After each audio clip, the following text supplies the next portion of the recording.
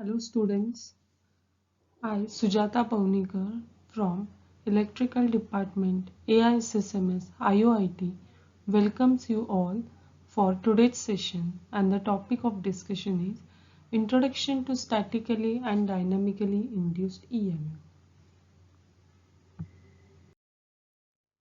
Contents are Faraday's law of electromagnetic induction, statically induced EMF, dynamically induced EMF. Faraday's first law states that when a conductor cuts the magnetic field, the EMF induced in that conductor.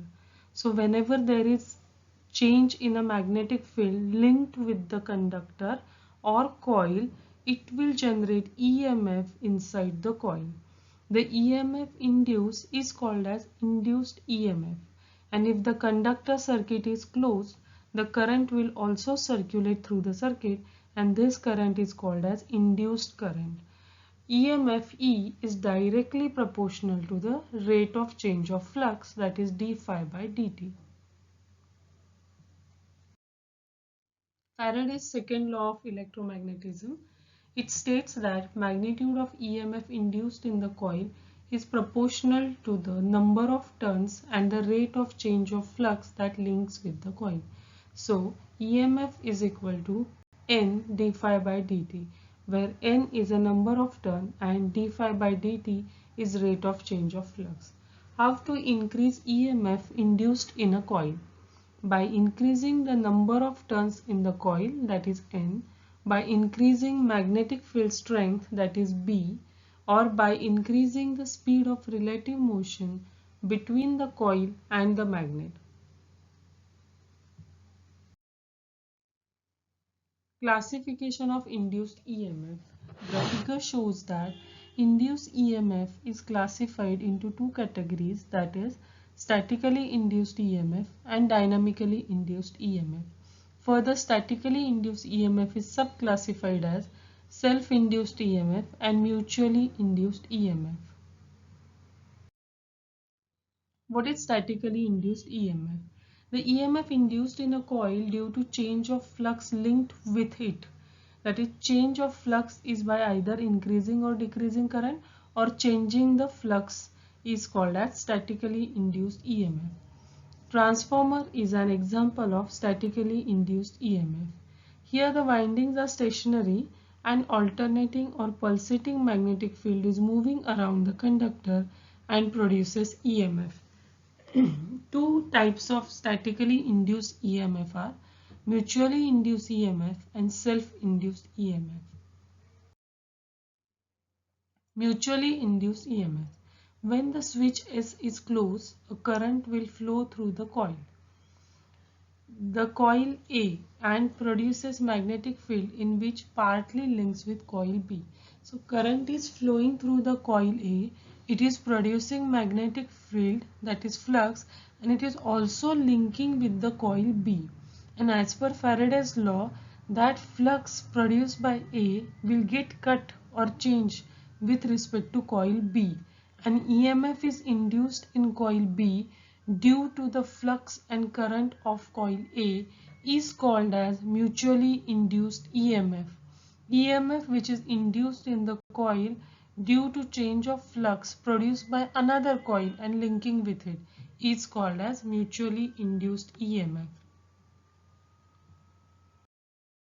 Self-induced EMF. EMF which is induced in the coil due to change of flux produced by its own, linking with its own turns, that is called as self-induced EMF. Here in the figure it is shown that the current is flowing through the coil, it is producing magnetic field, and that magnetic field is cut by the coil itself, and whenever there is change in the magnetic field, EMF will induce in the coil itself. So it is called as self-induced EMF. The induced EMF E in a coil is proportional to the rate of change of magnetic flux passing through it due to its own current, and this EMF is known as self-induced EMF. The induced EMF E is proportional to the rate of change of current through coil, and this proportionality constant is called as self-inductance. So what is inductance? Inductance is the EMF produced due to rate of change of current through the coil, and this constant of proportionality depends on the L, that is self-inductance.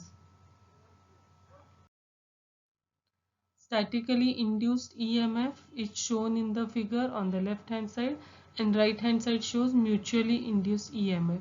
In the statically induced EMF will be produced in the coil itself, and in mutually induced EMF will be produced due to the flux produced by another coil. Here symbol M is equal to N d phi by dt. M is called as coefficient of mutual induction. Dynamically induced EMF. This is the second classification. EMF is induced in the conductor due to relative motion between magnetic field and conductor. So whenever there is a rotation between the flux or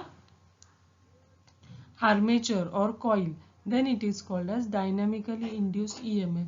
Either by rotating conductors or by rotating magnetic field, EMF induced in the conductor is called as dynamically induced EMF. So we can summarize it as EMF can be induced by changing the flux linkage in two ways, either by increasing or decreasing the magnitude of current producing the flux, or by moving conductor in a uniform magnetic field, and EMF will be produced dynamically. So here it is shown as a coupling coefficient. For the self-inductance L, the formula is N phi by I, and for the mutual induction M is equal to N2 phi 12 upon I1. And by substituting we can get M is equal to N2 K phi 1 upon I1, and M is equal to N1 K phi 2 upon I2. So if we will multiply both the left hand side, then we will get M into M, that is M square, and by rearranging this as shown in this rectangular box, we will get L1 into L2 into K square, right? So this is mutual inductance and self inductance. By rearranging the term, we will get M is equal to K square root L1 L2, where M is a mutual inductance, K is a coupling coefficient, L1 L2 are self inductance of the coil. Fleming's right hand rule shows the direction of EMF. Okay, so whenever three fingers, that is thumb, forefinger and the middle fingers, stretch and they are mutually perpendicular to each other, then thumb indicates the direction of force, forefinger indicates the direction of flux or magnetic field, then EMF and current direction is shown by the middle finger. And this Fleming's right hand rule is used for the generator working principle. Thank you all.